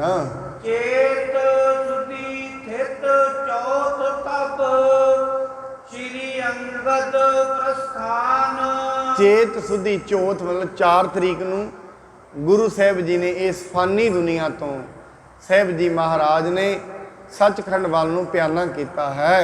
ਤ੍ਰੇਹਨ ਕੁਲ ਬਾਹਾਜ ਮਰਨ ਫੇਰੂ ਪਿਤਾ ਸੁਭਾਗ। ਖੱਤਰੀ ਜਾਤ ਦੀ ਤ੍ਰੇਹਣ ਕੁਲ ਦੇ ਮਹਾਰਾਜ ਜਿਨ੍ਹਾਂ ਦੇ ਪਿਤਾ ਜੀ ਦਾ ਨਾਮ ਬਾਬਾ ਫੇਰੂਮਲ ਜੀ ਸੀ, ਨਾਲ ਦੀ ਨਾਲ ਮਾਤਾ ਸਭਰਾਈ ਜੀ ਉਹਨਾਂ ਦੀ ਮਾਤਾ ਦਾ ਨਾਮ ਸੀ। ਸਭਰਾਈ ਮਾਤਾ ਹੁਤੀ ਸ਼੍ਰੀ ਅੰਗਦ ਸੁਖ ਬਾਗ। ਸੁੱਖਾਂ ਦੇ ਦਾਤੇ ਗੁਰੂ ਅੰਗਦ ਸਾਹਿਬ ਜੀ ਨੂੰ ਜਨਮ ਦੇਣ ਵਾਲੀ ਉਹ ਮਾਤਾ ਧੰਨ ਹੈ ਜਿਨ੍ਹਾਂ ਦਾ ਨਾਮ ਮਾਤਾ ਸਭਰਾਈ ਜੀ ਹੈ। ਕੀਵੀ ਨਾਮ ਸੋ ਭਾਰਜਾ ਪਤ ਬ੍ਰਤ ਧਰਮ ਸਦੀਵ। ਮਹਾਰਾਜ ਜੀ ਦੀ ਸੁਪਤਨੀ ਦਾ ਨਾਮ ਮਾਤਾ ਖੀਵੀ ਜੀ ਹੈ ਜੋ ਕਿ ਬੜੇ ਧਰਮ ਦੇ ਵਿੱਚ ਸੁਸ਼ੀਲ ਹਨ। ਦਾਸੂ ਤਾਤੂ ਪੁੱਤਰ ਦੋਏ ਮਹਾਸ਼ਕਤ ਜੁਤ ਖੀਵ। ਦਾਸੂ ਅਤੇ ਦਾਤੂ ਜੀ 2 ਪੁੱਤਰ ਸਨ ਜਿਹੜੇ ਬੜੇ ਹੀ ਸ਼ਕਤੀਸ਼ਾਲੀ ਹਨ। ਸੰਮਤ ਦਵਾਦਸ ਮਾਸ ਖਟ 9 ਦਿਨ ਉਪਰ ਚੀਨ। 12 ਸਾਲ 6 ਮਹੀਨੇ ਤੇ 9 ਦਿਨ ਉੱਪਰ ਗੁਰੂ ਸਾਹਿਬ ਜੀ ਨੇ ਗੁਰੂ ਅੰਗਦ ਮਹਾਰਾਜ ਜੀ ਨੇ ਗੁਰਤਾ ਗੱਦੀ ਤੇ ਵਿਰਾਜਮਾਨ ਰਹੇ ਹਨ। ਗੁਰਤਾ ਦਾਤੀ ਪਰ ਥਿਰੇ ਅੰਗਦ ਗੁਰੂ ਪਰਵੀਨ। ਪ੍ਰਵੀਨ ਸਾਰੇ ਕੰਮਾਂ ਦੇ ਵਿੱਚ ਪ੍ਰਵੀਨ ਸਤਿਗੁਰੂ ਜੀ। ਇਸ ਕਰਕੇ 12 ਸਾਲ 6 ਮਹੀਨੇ 9 ਦਿਨ ਗੁਰਤਾ ਗੱਦੀ ਤੇ ਬੈਠੇ ਸਨ। ਪਠੈ ਸੁਨੈ ਇਤਿਹਾਸ ਕੋ ਆਸਾ ਪੂਰਨ ਹੋਏ। ਇੱਥੇ ਕਵੀ ਸੰਤੋਖ ਸਿੰਘ ਜੀ ਕਿਉਂਕਿ ਬੜੇ ਪਿਆਰ ਵਾਲੇ ਕਵੀ ਨੇ, ਔਰ ਜਿਹੜੀ ਕਵੀ ਸੰਤੋਖ ਸਿੰਘ ਜੀ ਦੀ ਦੇਣ ਹੈ ਸਾਧ ਸੰਗਤ, ਕਿਉਂਕਿ ਇਹਨਾਂ ਨੂੰ ਚੂੜਾਮਣ ਦਾ ਖਿਤਾਬ ਮਿਲਿਆ ਜਿਨ੍ਹਾਂ ਨੇ 10 ਭਾਗਾਂ ਦੇ ਵਿੱਚ ਸਿੱਖ ਇਤਿਹਾਸ ਨੂੰ ਲਿਖਿਆ। ਔਰ ਵਿਦਵਾਨ ਸੱਜਣ ਮਨ ਕਹਿੰਦੇ ਨੇ ਹੁਣ ਅੱਗੇ ਕੋਈ ਮਾਂ ਭਾਗਾਂ ਵਾਲੀ ਹੋਏਗੀ ਜਿਹੜੇ ਸੰਤੋਖ ਸਿੰਘ ਵਰਗੇ ਕਵੀ ਨੂੰ ਜਨਮ ਦੇਗੀ। ਏਡੀ ਤੇਜ਼ ਬੁੱਧੀ ਦੇ ਮਾਲਕ ਕਹਿੰਦੇ ਨੇ 1600 ਕਿਤਾਬਾਂ ਦਾ ਨਿਚੋੜ ਵਿਦਾਂਤ ਦੀਆਂ ਵੱਡੀਆਂ ਵੱਡੀਆਂ ਗੱਲਾਂ ਸਹਿਜੇ ਹੀ ਉਹਨਾਂ ਨੇ ਲਿਖ ਦਿੱਤੀਆਂ। ਜਿਵੇਂ ਰਾਹ ਚੱਲਦਾ ਮਨੁੱਖ ਕਵਿਤਾ ਲਿਖ ਦਿੰਦਾ ਹੈ, ਸਹਿਜੇ ਹੀ ਲਿਖ ਦਿੱਤੀਆਂ ਬੜੇ ਵੱਡੇ ਕਵੀ। ਔਰ ਇਹ ਕਹਿ ਰਹੇ ਨੇ ਜਿਹੜਾ ਵੀ ਗੁਰੂ ਸਾਹਿਬ ਜੀ ਦੇ ਇਤਿਹਾਸ ਨੂੰ ਸੁਣਦਾ ਹੈ ਉਹਨੂੰ ਪੜ੍ਹਦਾ ਹੈ ਉਹਦੀਆਂ ਸਾਰੀਆਂ ਆਸ਼ਾਵਾਂ ਪੂਰਨ ਹੁੰਦੀਆਂ ਨੇ। ਇਹਨੂੰ ਗੁਰਬਾਣੀ 'ਚ ਵੀ ਆਖਿਆ ਮਹਾਰਾਜ ਨੇ। ਗੁਰਬਾਣੀ ਵਿੱਚ ਵੀ ਇਹ ਜਿਹੜੀ ਪੰਕਤੀ ਕਹਿ ਰਹੇ ਨੇ, ਵਾ ਬਾਣੀਆਂ ਕਹਾਣੀਆਂ ਪੁੱਤ ਸਪੁੱਤ ਕਰੇ। ਜਿਹੜੀ ਗੁਰੂ ਦੀ ਦੱਸੀ ਹੋਈ ਪੋਜ਼ਿਟਿਵ ਗੱਲ ਹੈ, ਸਕਾਰਾਤਮਕ ਗੱਲ ਹੈ, ਮਨੁੱਖ ਦੇ ਅੰਦਰ ਇੱਕ ਨਵਾਂ ਵਾਤਾਵਰਣ ਸਿਰਜਦੀ ਹੈ। ਰੋਜ਼ ਰੋਜ਼ ਕੁਛ ਨਾ ਕੁਛ ਚੰਗਾ ਮਨੁੱਖ ਦੇ ਅੰਦਰ ਜਾਂਦਾ ਹੈ। ਜਿਵੇਂ ਮਨੁੱਖ ਦੇ ਕਹਿੰਦੇ ਨੇ ਸਰੀਰ ਦੇ ਵਿੱਚ ਦਰਦ ਹੋਏ ਨਾ, ਕਹਿੰਦੇ ਤੂੰ ਕਮਜ਼ੋਰ ਹੋ ਗਿਆ, ਕੁਛ ਕੁਛ ਰੋਜ਼ ਖਾ, ਚੰਗੀ ਚੀਜ਼ ਖਾ। ਰੋਜ਼ ਰੋਜ਼ ਚੰਗੀ ਚੀਜ਼ ਖਾਂਦਾ ਹੈ, ਸਰੀਰ ਉਭਰਨਾ ਸ਼ੁਰੂ ਹੋ ਜਾਂਦਾ ਹੈ। ਐਵੇਂ ਮਨ ਵੀ ਹੈ। ਜਦੋਂ ਮਨ ਸਤ ਸੰਗਤ ਵਿੱਚ ਰੋਜ਼ ਰੋਜ਼ ਬੈਠਦਾ ਹੈ, ਰੋਜ਼ ਰੋਜ਼ ਕੁਛ ਨਾ ਕੁਛ ਇਹਨੂੰ ਮਿਲਦਾ ਹੈ, ਕੁਛ ਨਾ ਕੁਛ ਸ਼ਾਂਤੀ ਮਿਲਦੀ ਹੈ, ਕੁਛ ਨਾ ਕੁਛ ਇਹਨੂੰ ਮਿਲਦਾ ਹੈ। ਪਰਮਾਤਮਾ ਦੇ ਪ੍ਰਤੀ ਪ੍ਰੇਮ ਜਾਗਦਾ ਹੈ, ਉਸ ਵਾਹਿਗੁਰੂ ਦੇ ਪ੍ਰਤੀ ਪ੍ਰੇਮ ਜਾਗਦਾ ਹੈ, ਉਸ ਰਾਮ ਜਿਹੜਾ ਸਾਰਿਆਂ 'ਚ ਰਵਿਆ ਹੋਇਆ ਹੈ ਉਹਦੇ ਪ੍ਰਤੀ ਪ੍ਰੇਮ ਜਾਗਦਾ ਹੈ, ਜਿਹਨੇ ਸਾਰੀ ਸ੍ਰਿਸ਼ਟੀ ਨੂੰ ਆਪਣੇ ਵਸ ਵਿੱਚ ਕੀਤਾ ਹੋਇਆ ਹੈ। ਇਹ ਦੂਸਰ ਪਾਤਸ਼ਾਹ ਕੋ ਕਰਿਓ ਸੁਣਿਓ ਜਿਮ ਜੋਏ। ਉਹ ਕਹਿੰਦੇ ਨੇ ਇਹ ਮੈਂ ਆਪ ਨਹੀਂ ਲਿਖਿਆ ਇਤਿਹਾਸ, ਕਿਉਂਕਿ ਇਹ ਨਾਲ ਦੀ ਨਾਲ ਰਿਕਾਰਡਿੰਗ ਵੀ ਹੁੰਦੀ ਹੈ। ਮੈਂ ਇੱਥੇ ਕਿਉਂਕਿ ਇਹ ਕੱਲ ਨੂੰ ਕੱਟ ਦੇ ਕੇ ਇਹਨੂੰ ਲਾ ਦੇਣਗੇ। ਉਹ ਇੱਥੇ ਕਿੱਡੀ ਸੋਹਣੀ ਗੱਲ ਉਹ ਕਹਿ ਰਹੇ ਨੇ, ਕਹਿੰਦੇ ਮੈਂ ਇਹ ਨਹੀਂ ਵੀ ਮੈਂ ਆਪਣੇ ਕੋਲੋਂ ਇਤਿਹਾਸ ਲਿਖ ਦਿੱਤਾ, ਨਹੀਂ, ਜੋ ਮੈਂ ਸੁਣਿਆ ਕਿਸੇ ਨੇ ਮੈਨੂੰ ਕਥਨ ਕਰਕੇ ਦੱਸਿਆ ਉਹ ਮੈਂ ਲਿਖਿਆ ਹੈ। ਉਹਨਾਂ ਦੀ ਡਿਊਟੀ ਤੇ ਸਿਰਫ ਨਾਲ ਦੀ ਨਾਲ ਕਵਿਤਾ ਦੇ ਵਿੱਚ ਲਿਖਣ ਦੀ ਹੈ। ਕਵੀ ਬੜੇ ਵੱਡੇ ਨੇ, ਕਹਿੰਦੇ ਇਸ ਕਰਕੇ ਜੋ ਜੋ ਮੈਨੂੰ ਕਿਤੋਂ ਮਿਲਿਆ ਹੈ ਮੈਂ ਇਤਿਹਾਸ ਦੇ ਵਿੱਚ